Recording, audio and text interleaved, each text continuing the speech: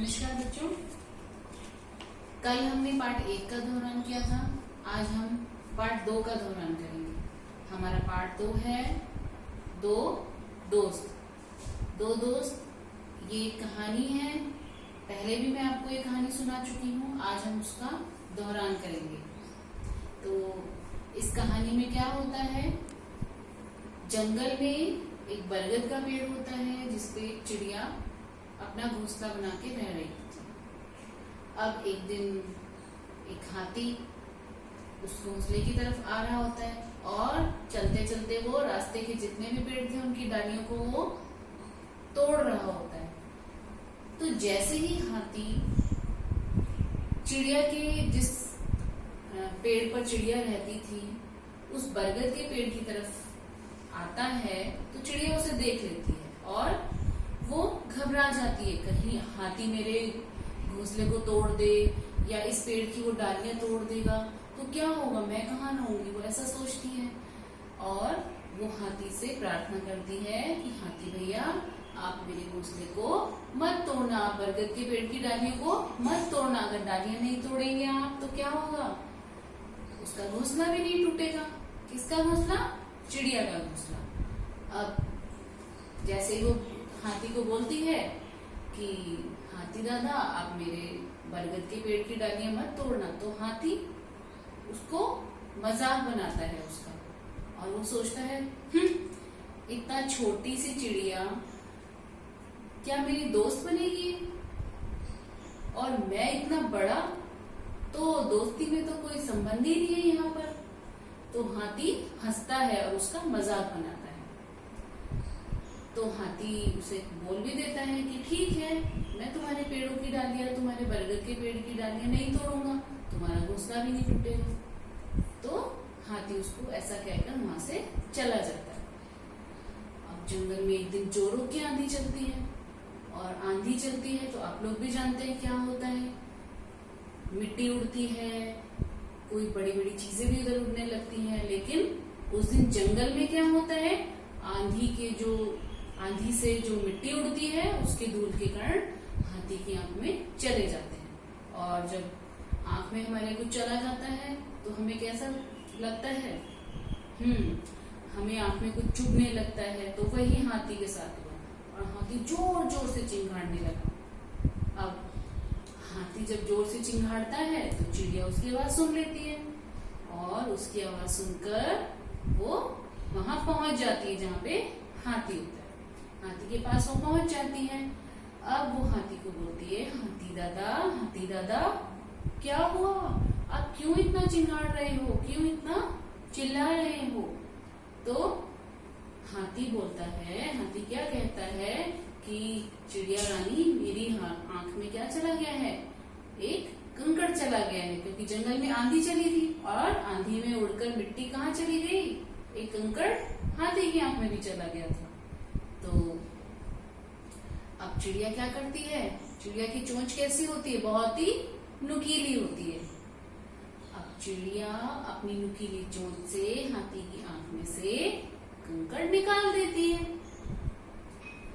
जैसे ही वो उसकी आंख से कंकड़ निकालती है तो क्या होता है, हमारी आंख में भी कुछ चला जाता है तो क्या होता है, हमें बहुत आराम मिलता है। अब क्योंकि बहुत देर से हाथी की आंख में कंकड़ था तो चिड़िया क्या करती है, उसकी एक दोस्त है, उसका नाम क्या था, मैंने बताया था आप लोग को पहले भी, हाँ बिल्कुल सही, मधुमक्खी रानी। तो अपनी सहेली, अपनी दोस्त, जिसको हम मित्र भी बोलते हैं, वो मित्र कौन है, मधुमक्खी। तो वो मधुमक्खी के पास जाती है और क्या कहती है, मधुमक्खी रानी क्या तुम मुझे थोड़ा सा शहद दे दोगी। और चिड़िया उससे थोड़ा सा शहद ले लेती है और वो शहद हाथी की आंख में डाल देती है। तो कंकड़ से हाथी की आंख में जो जलन होती है उससे उसे बहुत आराम मिलता है। अब हाथी चिड़िया की इतनी सहायता करने पर बहुत खुश होता है और क्या कहता है उसको कि आज से तुम मेरी सच्ची दोस्त हो। तो आपने भी इस कहानी में सीखा होगा कि मित्रता में कोई भी छोटा या बड़ा नहीं होता, दोस्ती में कोई भी छोटा या बड़ा नहीं होता है। हमको जरूरत पड़ने पर अपने दोस्त की सहायता करनी चाहिए। हमें इस कहानी से शिक्षा भी मिलती है। तो आप लोग भी जब अपने दोस्त से बात करते हैं, उसके साथ रहते हैं, उसे कोई परेशानी होती है, तो आप लोग क्या करना है, उसकी मदद करनी है। ठीक है। ऐसा नहीं सोचना है कि वो बहुत पढ़ाई में बहुत अच्छा है और मैं पढ़ाई में बहुत डल हूँ, तो हमारी दोस्ती कैसे होगी। या कोई थोड़ा सा हाइट में बड़ा है और कोई बहुत थोड़ा सा छोटा है, तो ऐसा नहीं है कि ये तो मेरे बराबर के साइज का ही नहीं है, तो मैं इससे दोस्ती कैसे करूं। जरूरी नहीं है ना। आप लोग भाई बहन भी घर में जैसे अपने अच्छे से रहते हैं, दोस्ती से रहते हैं, एक दूसरे की मदद करते हैं, ऐसे ही आपको अपने दोस्तों की भी मदद करनी है। और जरूरत पड़ने पर, उस पर मुश्किल आ जाने पर आपको उसकी सहायता भी करनी है। जैसे आपका दोस्त स्कूल में आता है, अपना बॉक्स घर पे भूल आता है, अपनी कोई कॉपी छोड़ आता है या अपना टिफिन भी भूल आता है, तो आप उससे वो चीजें शेयर करेंगे। उससे क्या होगा, हाँ, आपका दोस्त जरूरत पड़ने पर आपकी भी मदद करेगा। तो सबको एक दूसरे की मदद करनी है। तो इसी के साथ अब हम चलते हैं प्रश्नोत्तरों की तरफ। प्रश्नोत्तरों का हम दोहरान करेंगे एक बार फिर से, और अब धीरे धीरे आप लोग पूरा पाठ्यक्रम याद भी करते जाइए। जो जो हम क्लास में पढ़ रहे हैं, जो जो हम वीडियोस द्वारा हम पढ़ रहे हैं, वो सब आप अच्छे से याद करते जाइए, क्योंकि अब आपको पता है कि हमारे एग्जाम्स आने वाले हैं, तो उस समय के लिए हमको तैयार हो जाना है। तो आइए अब हम बुक में से कहानी रीड करते हैं एक बार, जिससे आप कुछ नए और भी शब्द सीख पाएंगे। हमारा पार्ट 2 है ये। कहानी का नाम है चिड़िया और हाथी। अब ये जो बॉक्स है, इसमें हमारा जो कहानी का सार होता है, पाठ का जो समरी होती है, वो इसमें दी हुई होती है कि हमारे पाठ में क्या क्या बताया गया है, किसके बारे में बताया गया है। अब ये कहानी है, तो कहानी में हमें क्या शिक्षा मिल रही है, वो शिक्षा आपको इस बॉक्स में दी गई है। तो एक बार हम इसे पढ़ लेते हैं।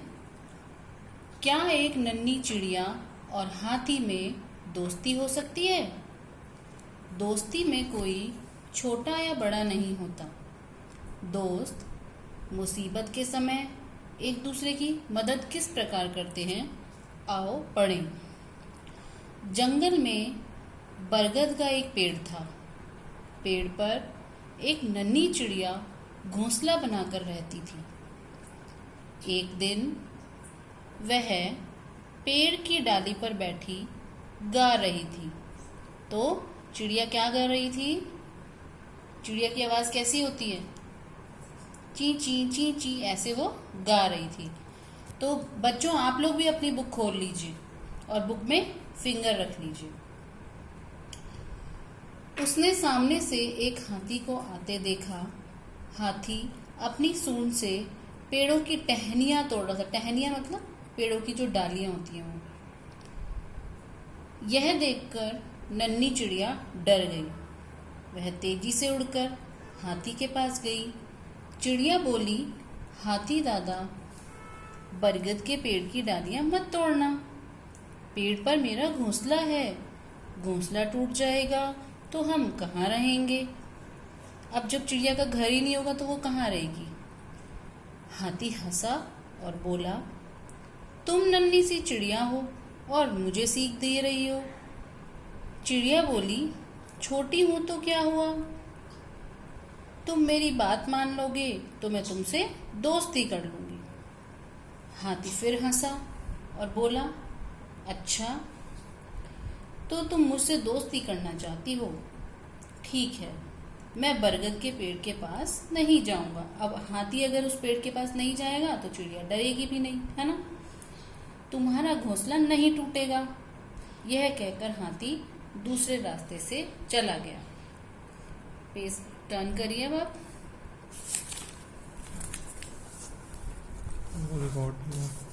पेज टर्न नहीं